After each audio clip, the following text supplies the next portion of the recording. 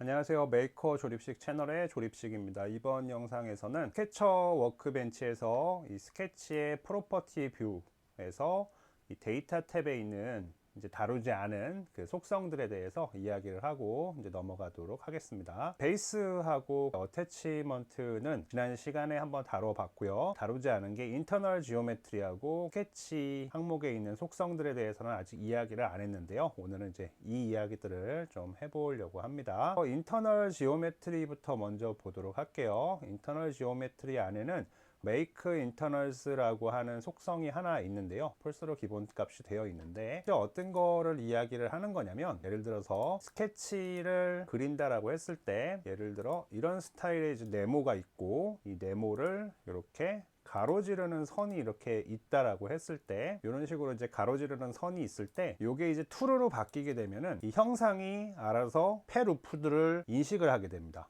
그러니까 이 안에 있는 각각의 패루프들을 자동으로 인식을 하게 해주는 이제 그런 속성이라고 보면 됩니다. 폴스로 이렇게 되어 있으면 그냥 이 객체가 하나 있고 가로지르는 게 이렇게 있는 그냥 이 형태 자체로는 인식을 하는데, true로 하게 되면은 마치 우리가 요거를 하나 그려놓고 그리고 또 옆에 이렇게 생긴 걸 하나 그려놓은 것처럼 이렇게 행동을 하게 돼요.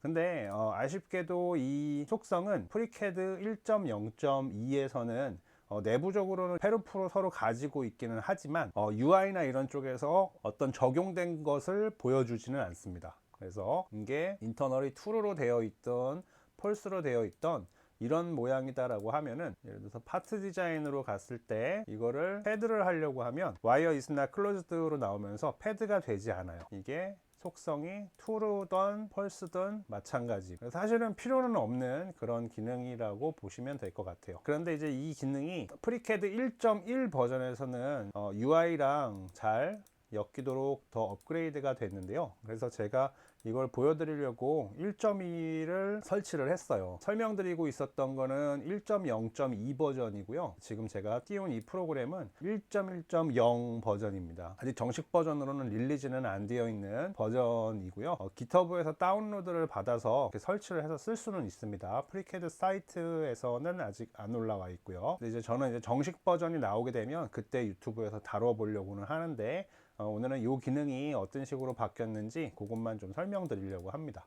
여기서 이제 보면 똑같은 걸 그려보잖아요. 그러면 여기서 이제 이런 식으로 그려놓고 보면, 이제 여기도 make internals가 여기 no로 이렇게 바뀌었어요. false로 이렇게 되어 있으면 그때는 이때 패드를 그렇게 하게 되면 이때 똑같이 wire is not closed가 이렇게 뜹니다. 근데 이 부분이 어떤 식으로 바뀌는 거냐면, 여기가 make internals가 true로 yes로 이렇게 바뀌어 버리잖아요. 그러면은 이때 요거 리컴퓨트를 한번 해주시면 이런 식으로 패곡선인 그 내부에 이렇게 면이 이렇게 표시가 되게 됩니다. 그래서 이 상태에서 패드를 하면 패드가 되지는 않는데, 이렇게 선택을 하고 이런 식으로 패드를 수행할 수 있습니다. 이런 식으로 여기를 또 뽑아서 이런 식으로 해서 패드를 할 수 있는, 이런 식으로 좀 바뀌었어요. 얘를 찍고 컨트롤에서 찍은 다음에 이렇게 패드를 하면은 두 개가 이렇게 한꺼번에 올라오게 되는 이런 식으로 바뀝니다. 즉, 이 스케치 안에 와이어가 클로즈드 된 거를 자동으로 인식할 수 있도록 이런 식으로 바뀌는 그런 속성이라고 보시면 될 것 같아요. 이건 이제 1.1서부터 쓰시면 될 것 같고요. 두 번째, 이제 스케치로 넘어가면은 여기에 보면 이제 컨스트레인츠가 있어요. 이제 요거는 어떤 기능이냐면, 에디 스케치로 이제 들어가셔서 이런 식으로 제가 디멘전을 이렇게 입력을 하잖아요. 그러면 이런 식으로 디멘전을 입력을 했을 때, 이런 식으로 디멘전을 입력을 하게 되면 이 스케치를 찍었을 때 이 디멘전이 바로 이렇게 여기에 등장을 하게 됩니다. 그래서 아까 우리가 에디 스케치에서 찍었던 디멘전들은 우리가 이제 스케치 밖으로 나오면은 보이지 않게 되는데요. 그 디멘전들을 다시 확인하려고 하면은 에디 스케치를 통해서 들어가야지만 볼 수 있는데, 이제 스케치가 굉장히 많은 경우일 때 어떤 치수만 보고 싶다라고 하면은 이제 뭐 이런 식으로 해서 찍어도 되지만, 내가 설정했던 치수들을 그냥 간단하게 확인을 하려고 할 때 요거를 눌러주시면 여기에 내가 설정한 디멘전에 해당하는 컨스트레인츠들만 이렇게 올라오기 때문에 이거를 보시고서 빠르게 그냥 체크하고 넘어가는 이런 용도로 사용을 하실 수가 있습니다. 그 다음에 이제 그 밑에 보면은 익스터널 지오메트리가 있는데요. 요거는 이제 어떤 거냐면, 예를 들어서 내가 이제 스케치를 그린다라고 했을 때, 스케치를 그리려고 하는데 이 외부 스케치 외부 참조를 하잖아요. 그래서 이런 식으로 외부 참조를 하게 되면 이 외부 참조한 내용들이 여기에 들어오게 됩니다. 익스터널 지오메트리에 내가 외부 참조를 했던 내용들이 이런 식으로 안에 포함이 되게 되어 있습니다. 그래서 이 스케치가 외부 참조를 포함하고 있는지 이런 것들을 간편하게 확인할 수가 있습니다. 그래서 예를 들어서 나중에 이제 이 트리들이 굉장히 확장이 많이 되게 되면은 중간 단계에서 수정을 하게 되면 오류가 발생하는 경우들이 있거든요. 근데 그 오류들의 상당히 많은 부분 오류들이 어디서 발생을 하냐면 외부 참조로 어떤 면을 가져왔다거나 어떤 스케치를 가져왔다거나 할 때 외부 참조를 했던 그 형상 자체에 변형이 생겼거나 없어지거나 이런 문제들 때문에 거기가 이제 에러의 원인이 되거든요. 그래서 요걸 이제 보면 이런 식으로 스케치들을 쭉 다 열어보지 않더라도 이렇게 보면 외부 참조가 있구나, 그러면 여기서 문제가 있을 수 있으니까 들어가서 이렇게 좀 수정을 하는 이런 용도로 사용을 하실 수가 있습니다. 이번 편을 만들면서 저를 좀 굉장히 애먹였던 이 부분인데요, 이 아크핏 톨러런스라고 하는 게 있어요. 일단은 결론부터 얘기하자면은 이거는 우리가 딱히 건드릴 필요가 없는 값입니다. 뭘 만져도 티가 안 나는 이런 값이라서 일단 결론은 이거를 만질 필요는 없습니다. 근데 이게 어떤 건지는 좀 설명은 제가 드리는 게 좋을 것 같아요. 외부 참조를 우리가 스케치에서 했을 때 원호로 피팅을 할 때 허용 범위를 나타내 주는 거거든요. 그러니까 이게 어떤 얘기냐면 예를 들어서 구가 있다라고 쳐볼게요. 이렇게 구가 있으면 구가 하나 있고 구의 어느 면을 따오려고 하는 거예요. 구의 어떤 특정 면을 잡아 오려고 하는 이런 상황인데, 그래서 면을 하나 이렇게 만듭니다. 그래서 면을 이런 식으로 하나 만들어 주고 면을 살짝 이동을 시켜 줄 겁니다. 이런 식으로. 이런 식으로 면을 이용해서 이 굴을 자를 거예요. 이런 식으로 잘라요, 굴을. 자, 이렇게 놓고 그 다음에 이 스피어하고 플레인을 잡은 다음에 여기서 인터섹션을 이렇게 해주잖아요. 그러면은 이 단면만 이렇게 밖으로 드러나게 돼요. 이런 거 나중에 좀 이용을 하실 때가 올 거예요. 그때 또 한번 보도록 하고요. 그래서 예를 들어서 이제 스케치를 제가 하나 그린다고 하면은 스케치를 하나 그리면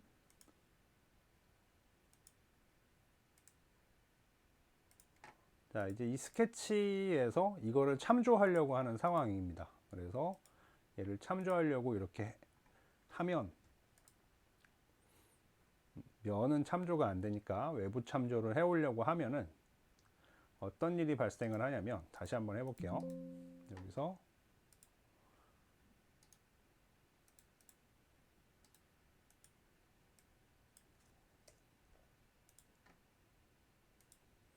이 면을 여기를 이 선을 따려고 하는 거예요. 그래서 이렇게 따려고 딱 외부 참조를 했어요. 그리고 원래 있던 건 없앨게요. 그럼 이렇게 외부 참조가 들어오는데 이게 이제 어떤 상황이냐면은 아크핏 톨러런스가 어떤 얘기냐면, 프리캐드 이제 코드 쪽을 좀 분석을 좀 해봤는데 프리캐드 코드에선 이런 얘기를 해요. 아까 같은 그 구의 형상이 있을 때,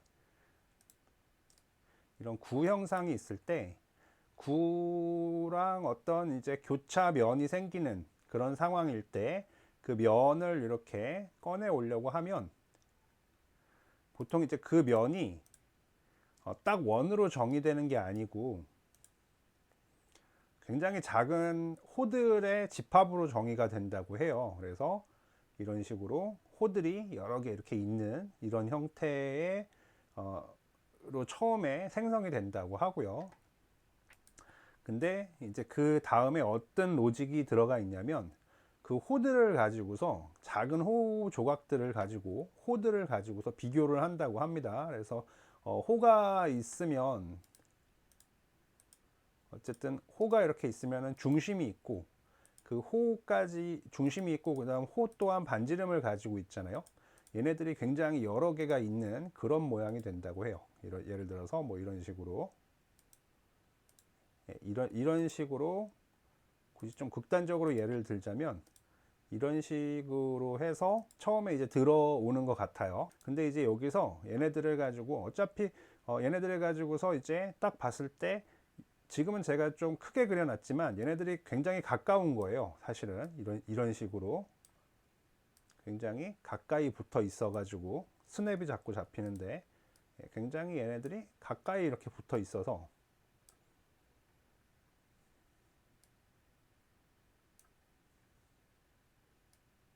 구별이 잘 안 가는, 이제 밖에서 보면 이렇게 원처럼 생겼잖아요.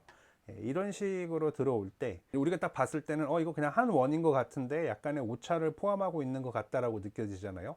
이럴 때 오차의 허용 범위를 설정을 해가지고 하나의 호 또는 뭐 하나의 원으로 이렇게 바꿔주는 그런 기능이 있어요, 이 안에. 그래서 아크핏이라고 하는 함수가 있는데 여기 지금 이 프리캐드 코드에 보면은 스케치 오브젝트 CPP라고 하는 이제 이 C++ 쪽 코드가 있거든요. 그래서 이쪽에 들어가면은 여기에 보면 지금 딱 한 번 쓰여요. 저기 아크핏 톨러런스라는 값이 피다크스라고 하는 요 함수를 이제 호출을 할 때 그때 한번 인자로 이렇게 들어가게 되거든요.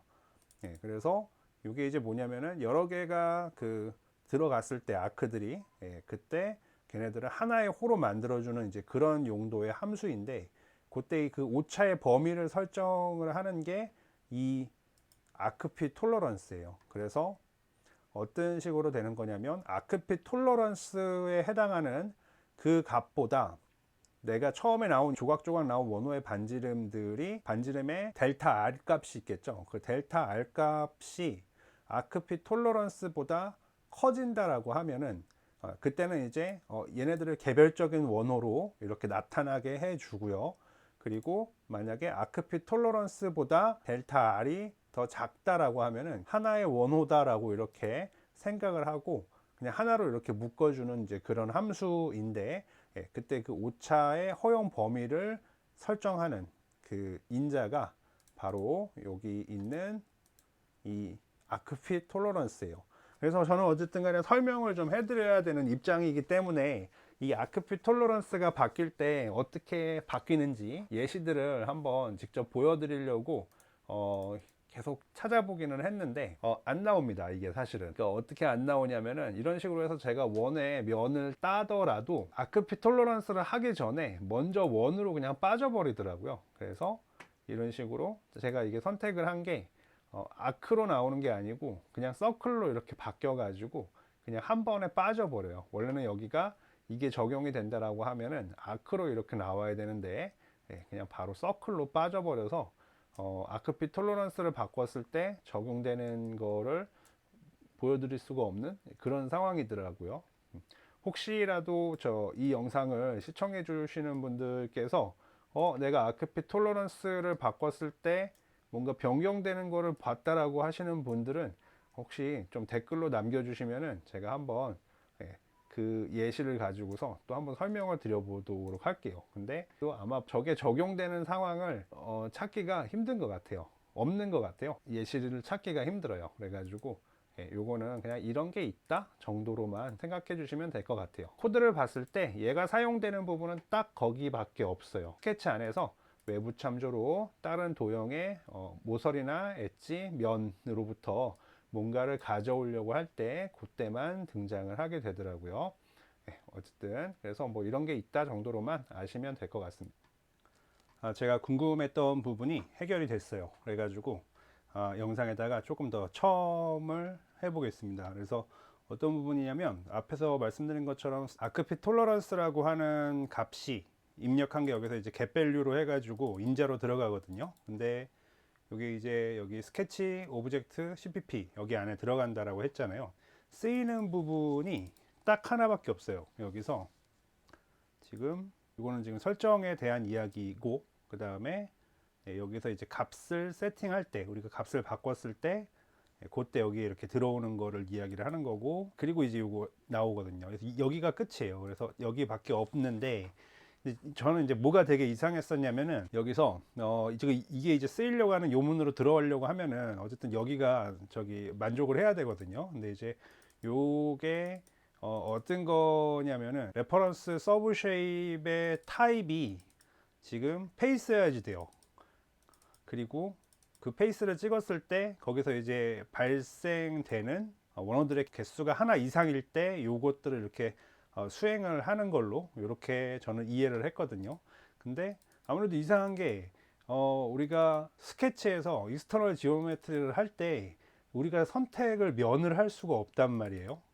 그러니까 그 외곽선들을 찍을 수는 있는데 레퍼런스 쉐입으로 페이스가 나오는 경우가 없어요. 그래가지고 이게 굉장히 계속 혼란스러웠었는데 좀 찾아보니까 예전 버전에서 1.0.18 이전 버전 정도 되나 봐요. 네, 그쪽 버전에서는 익스터널 지오메트리로 면을 선택할 수 있었던 시절이 있었다고 해요. 근데 면이 나오는 건 아니고 면과 관련되어 있는 그런 엣지라든가 이런 것들을 이렇게 자동으로 뽑아주는 그런 시절이 있었다라고 하는데 지금은 이제 바뀌었거든요. 그러니까 익스터널 지오메트리가 있을 때 면을 찍을 수 없고 항상 외곽선을 이렇게 찍어야 되는 이제 그런 상황이 되기 때문에 이렇게 페이스가 나오는 경우가 없는 거죠. 그래서 이 이품은 안으로 들어가는 경우가 없다고 봐야 되고, 그래서 이 아크핏 톨러런스 값이 사용이 되는 이쪽으로 빠지는 경우가 없는 거였어요. 그래서 우리가 아크핏 톨러런스 값을 바꿔봐야 의미가 없는 거죠.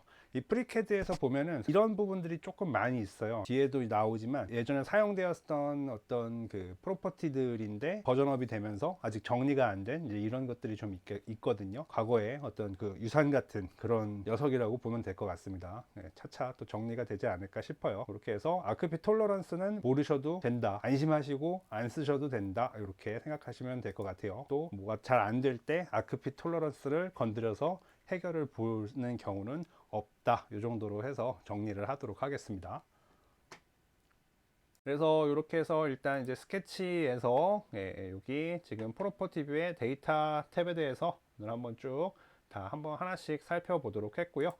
다음 영상에서는요, 이제 이 프로퍼티 뷰에서의 요 뷰 부분에 있는 항목들에 대해서 한번 전체적으로 알아보도록 하겠습니다. 영상을 시청해 주셔서 감사합니다.